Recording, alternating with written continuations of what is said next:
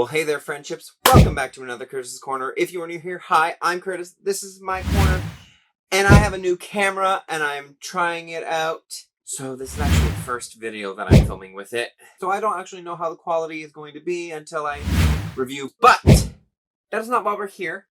We are here for a movie review because today is what? It is Film Friday. Yes, it is. So on today's Film Friday, we are going to review none other than Black Widow.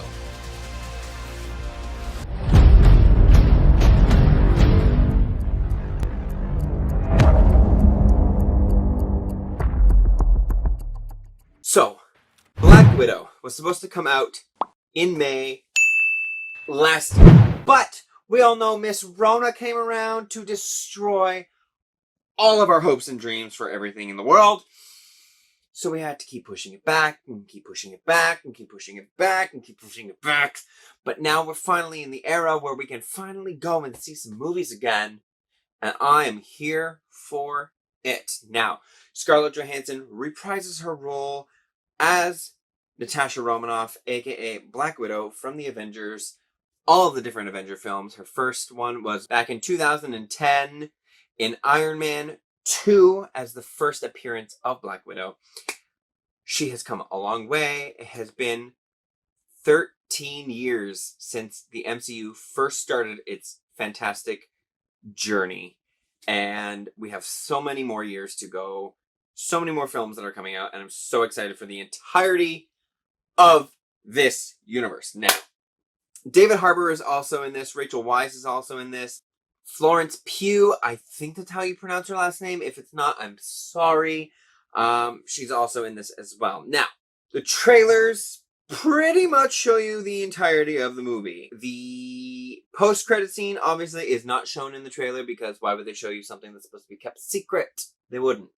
However, it is still a very, very good movie. I like how they do a slight touch on her backstory when she was a child and how she became who she is in the Red Room, but they didn't do like a full, huge, long segment about it, which I'm happy about because they wanted to tell the story of what was happening between Civil War and Infinity War, which is when this movie takes place. Now, they do start it as where she's a child, and they explore a little bit.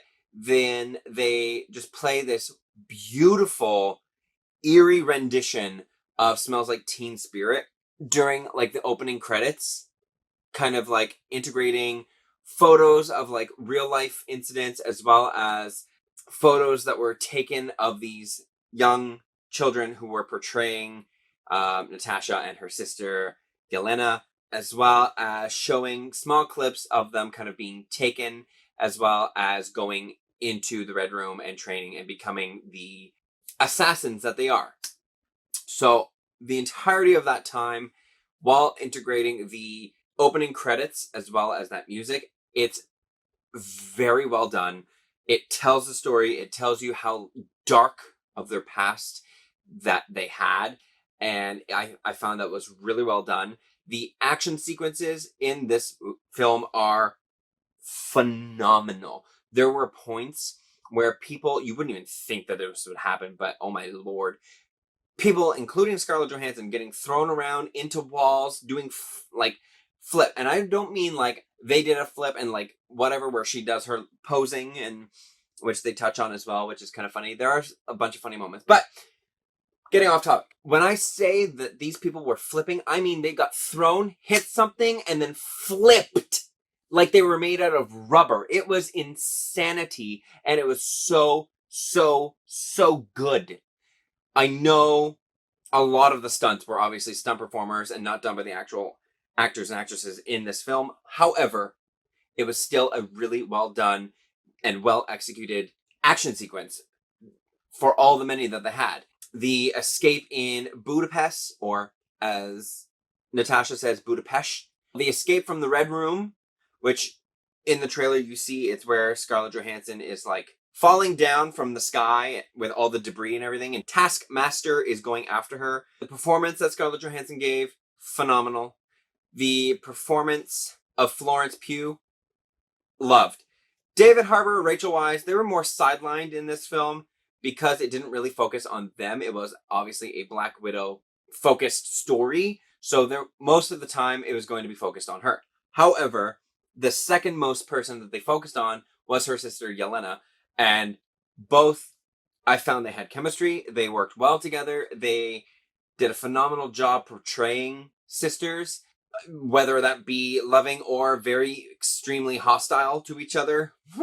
They still performed really well together. And as a whole family dynamic, I thought there was going to be more family focus, but I'm glad that there wasn't. I'm glad that it did kind of more focus on Scarlett's character as well as the relationship between her and her sister. I did like that.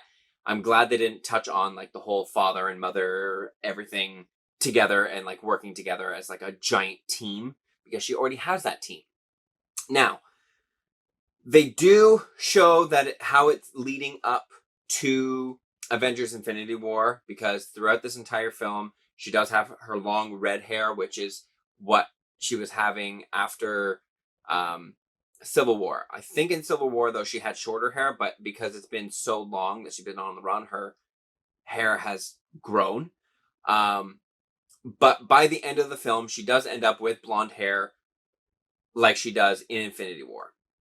That's not a spoiler, because it's, if you've seen Infinity War, you will know what her hair is going to look like. So I'm telling you right now, it does lead into and kind of give you a suggestion to how the team kind of gets together again.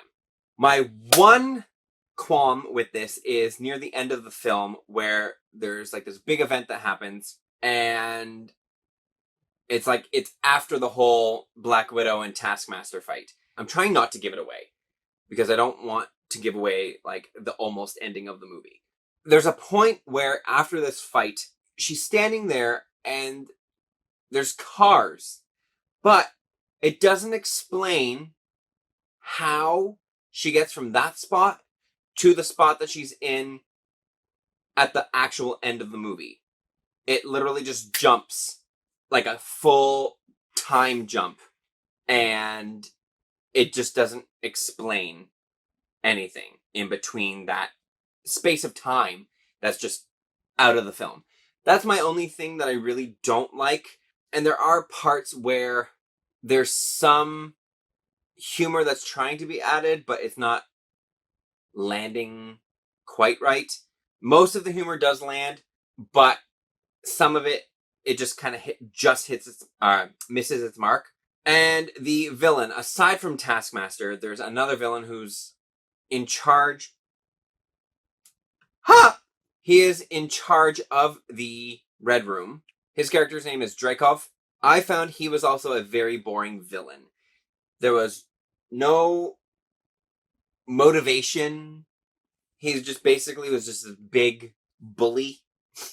That's about it. There was no backstory to why he was a villain. It was just like he was a guy who was just born into villainy. That's basically it. There was nothing ever good about him.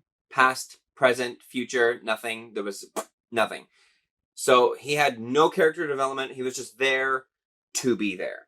There's one scene as well that there's like a confrontation between Drakov and Natasha where I literally winced and looked away, just because there's something that she does. It's just like, all I'm going to say is if you don't like broken bones, you won't like seeing what she does. That's all I'm going to say. But otherwise, the film was really well done. I thoroughly enjoyed it. The post-credit scene is definitely a good thing to stay for and to look. People who don't stay after the credits and just leave when the credits start rolling, you're literally insane, because there's probably so many scenes that you have missed in every single one of these films. There's always an extra scene. The only film in Marvel that does not have an extra scene is Avengers Endgame, okay? Stay to the end, because it's leading up to more stuff that's coming very soon from Marvel. It could be stuff in future films. It could be stuff That's to do with their Disney Plus series that they are doing with Loki and Hawkeye and She-Hulk and all that stuff. So stay, because there's a huge, huge point that is made in this post-credit scene that definitely ties into a very soon upcoming Marvel piece of entertainment. I'm trying to word it so that I'm not giving away if it's a TV show or a movie. So, with all of that being said, I am giving Black Widow an A+ rating. While yes, it's A+, it does have its faults. Nothing is perfect. It is not 100% A+, but it is like I'd say like a high 90s. It is good. Do go watch it if you have not seen it. Unfortunately, because of COVID and everything, I'm unable to actually go and see these films early. So, when a film comes out, you will have my review the following week. So today that you are watching this, Space Jam: A New Legacy has already come out. Next week, I will have a review for Space Jam 2. Okay? Next week is the movie Old and the movie Snake Eyes. I'm probably most likely going to see Old just because I'm not a big fan of the whole G.I. Joe thing. I've seen the first G.I. Joe. I never saw the second. Snake Eyes, while it looks alright, it still has no interest to me, but I do want to see this Old movie by M. Night Shyamalan because I want to see if it's as good as The Visit, because The Visit was a very good movie. So that comes out on the 23rd, which means you will get that review on the 30th. So it's always a week later until things kind of correct themselves and I'm able to see it like on the Wednesday or Thursday beforehand and then be able to review it and give you it for Fridays. But that is my review for Black Widow. If you enjoyed it, please make sure that you give it a like. Don't forget to hit that subscribe button because I put videos out every single week, and hit that notification bell so you know when I post a brand new video, because if you don't, how else are you going to know when I post a video? You won't. So do it. Leave me some comments. Let me know what you thought about the movie, if you've seen it, if you're interested in seeing it, and I will be back next week with a brand new movie review and other content as well. Don't forget to check out all of my past videos. I've got playlists everywhere. So enjoy your weekend, and I will see you on Monday. But until then, bye, friendships.